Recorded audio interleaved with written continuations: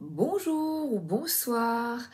Aujourd'hui, j'aimerais vous présenter un oracle que l'on voit beaucoup dans toutes les librairies, puisque nous savons très bien que Harry Potter est devenu un immense commerce mérité et que on le trouve sous différentes formes, des livres illustrés, non illustrés, des jeux, voilà. Et j'aime bien. Alors, là, regardez comme c'est chouette, il y a une petite pochette. Et ce jeu a la particularité de pouvoir être utilisé par tout un chacun. On pourrait même l'offrir à un jeune de 13-14 ans qui aime Harry Potter parce que tu as un message clair qui t'incite à réfléchir, peut-être à écrire, à dessiner, à vouloir regarder encore les films, à mieux comprendre. Mais il est quand même, cependant, il est quand même nécessaire d'aimer Harry Potter. Vous n'allez pas l'acheter si vous n'aimez pas Harry Potter, forcément, mais de connaître un minimum les personnages et l'histoire pour comprendre. Il n'y a pas dans le livret de tirage spécifique et dans le sommaire, vous retrouvez les cartes et les explications. Enfin, les explications des cartes sont les mêmes dans le livret. Il n'y a pas de... Vous pouvez lire le livret ou tirer les cartes, c'est la même chose. Tout se trouve dans le livret avec les mêmes phrases et les mêmes titres, en fait.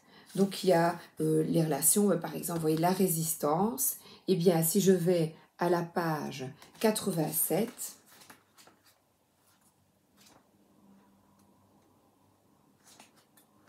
voilà, vous avez la résistance et les textes que vous retrouvez ici. Voilà. Donc, pas de surprise. C'est le petit truc pour les amoureux. Il n'y a pas de dessin non plus. Mais le message souvent est très parlant. Alors, avant de vous présenter plus de cartes, quel est le message pour toi, ici et maintenant, quand tu écoutes la vidéo? Et je vais demander une carte. Elles sont très lourdes, épaisses.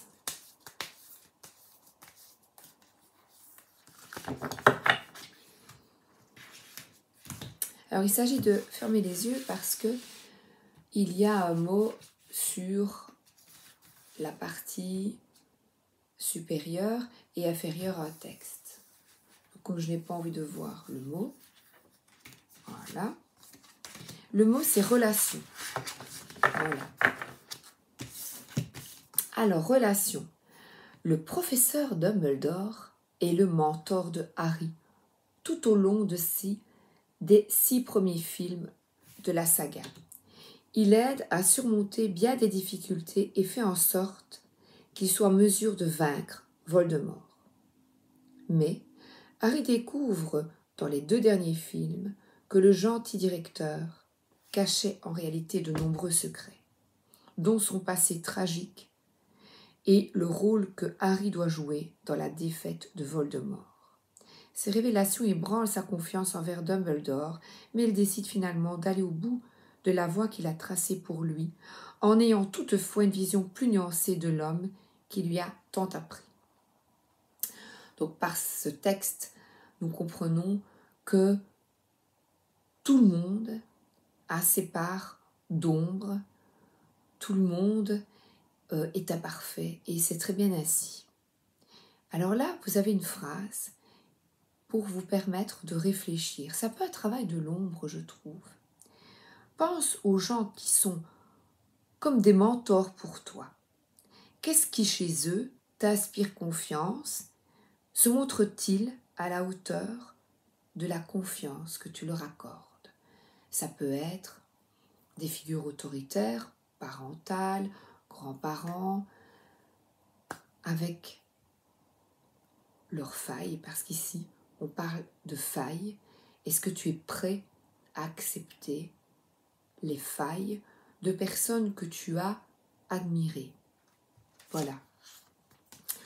Alors, vous avez donc des cartes de couleurs. Les vertes évoquent la résistance. Il y a vert pâle, l'imagination. À chaque fois, grandir et évoluer. Les valeurs et les croyances. Affronter ses peurs. L'identité avec le chapeau. Et je pense que c'est terminé. Et les relations que nous avons face au deuil. Alors, l'imagination, j'en retire une. Quel est le message pour toi ici et maintenant? Affronter ses peurs. Mais, vous savez, on peut trouver le bonheur même dans les moments les plus sombres. Il suffit d'allumer la lumière. C'est le professeur Dumbledore dans Harry Potter et le prisonnier d'Azkaban. Qu'est-ce qui t'apporte du bonheur dans les moments les plus sombres? Eh bien, moi je dirais les choses simples, comme caresser un animal, regarder autour de vous les gens que vous aimez, profitez de ces joies simples de l'existence. Donc vous voyez, c'est un oracle très simple, avec des messages, parfois très profonds, je trouve. Et ça permet à des ados, des jeunes, d'accéder à une forme de spiritualité sans vraiment se rendre compte, vous voyez. On y a des petits messages comme ça. Évidemment, je dirais à partir quand même de 14 ans, parce que ça peut être, ça peut être assez lourd. N'aie pas pitié des morts, Harry, et pitié des vivants, et par-dessus tout, de tous ceux qui vivent sans amour. Voilà, je crois que le message est clair. Voilà, et vous voyez comment cette carte se présente. Je vous embrasse, 8 minutes c'est bien, et je vous souhaite une excellente journée ou une excellente soirée. À bientôt, merci d'être là.